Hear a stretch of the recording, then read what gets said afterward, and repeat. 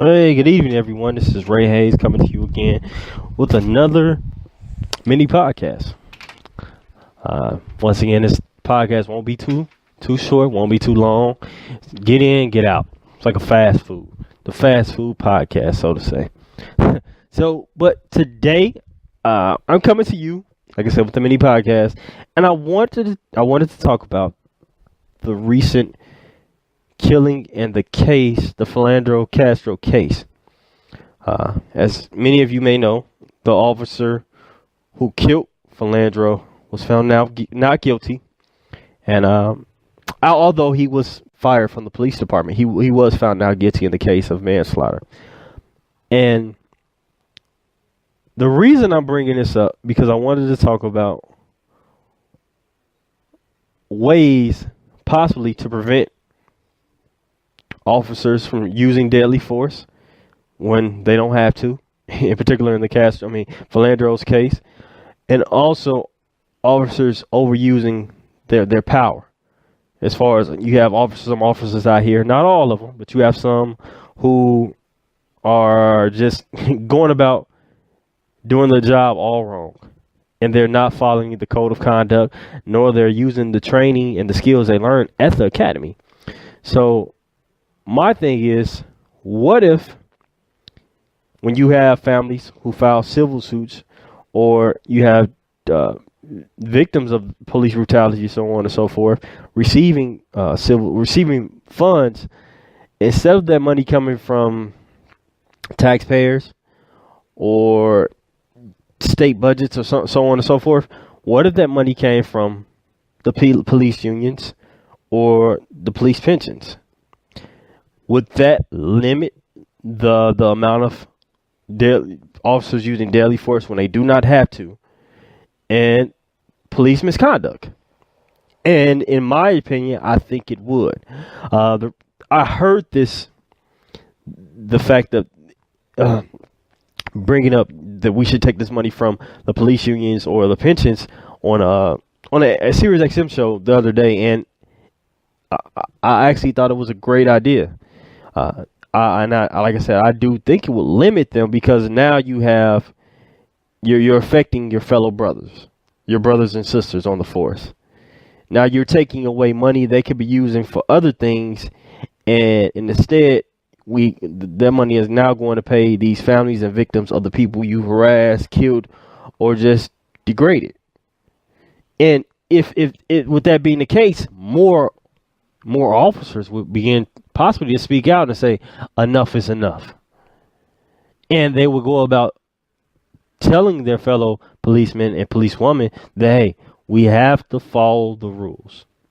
We can't treat people like animals for no apparent reason. For instance, in Philandro's case, I don't know if it.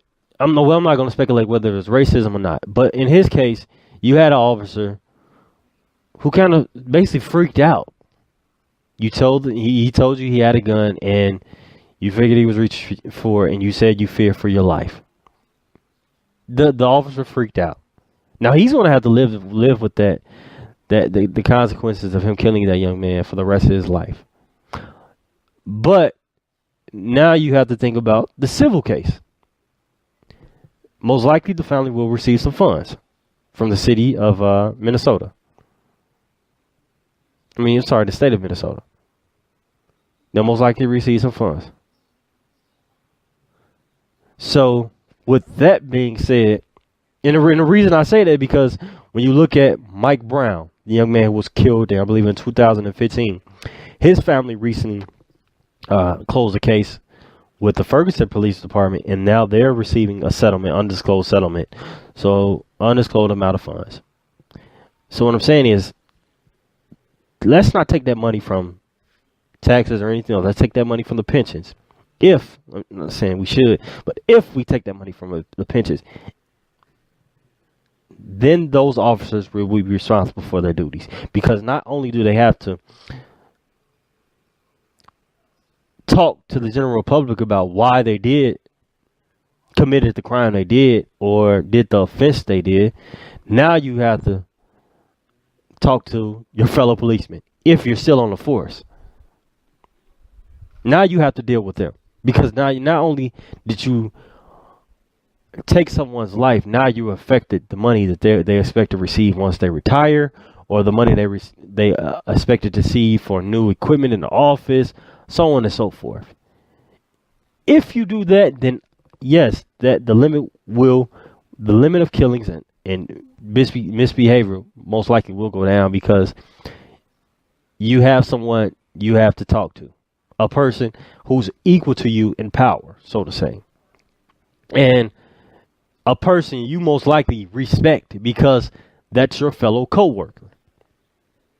Now, that's not always the case. You respecting coworkers. I mean, you all know that. But I'm just saying the fact that, okay, now you have someone you say, okay, I just screwed up and now I have to go back to work and deal with people looking at me or talking about me in a negative light, or people coming to me and telling me, hey, this is ridiculous and it has to stop. And sure enough, it does have to stop. Officers need to be trained and utilize that training that they receive. You can't just freak out. You have a gun. You have a gun, a deadly weapon. You can't just freak out. That's unexcusable at the end of the day. So I just wanted to bring the fact of it is that what if we start taking the money from these civil cases, from these officers who have committed a crime or who have been found guilty of misconduct or who have been killed someone for no apparent reason at all, or they just freaked out. Why not take that money from the pensions and the unions? I would love to discuss it with you all if you have a comment about an issue, and also possibly me and Jamie. We'll talk about it on our upcoming podcast, and we'll discuss if this could work and get his opinion if this can work, and we'll debate about it. But once again, I wanted to thank you all for listening to the podcast. I'm going to call it, let's say, the fast food podcast. Just 'cause I think it's fitting. It's quicking. You can take the podcast real quick and you can go on about your day. Listen to it real quick and go on about your day. Not too long, not too short. Once again, thank you. And like I said, I definitely think we need to reevaluate things. It's time to wake up. It really is time to wake up. You can follow us on Twitter at GDN Network. You can like our Facebook page, Supplier News. And like I said, please leave a comment. Let's discuss this topic. I would love to see what you have to say, and let's go from there. But once again, thank you, and have a good evening.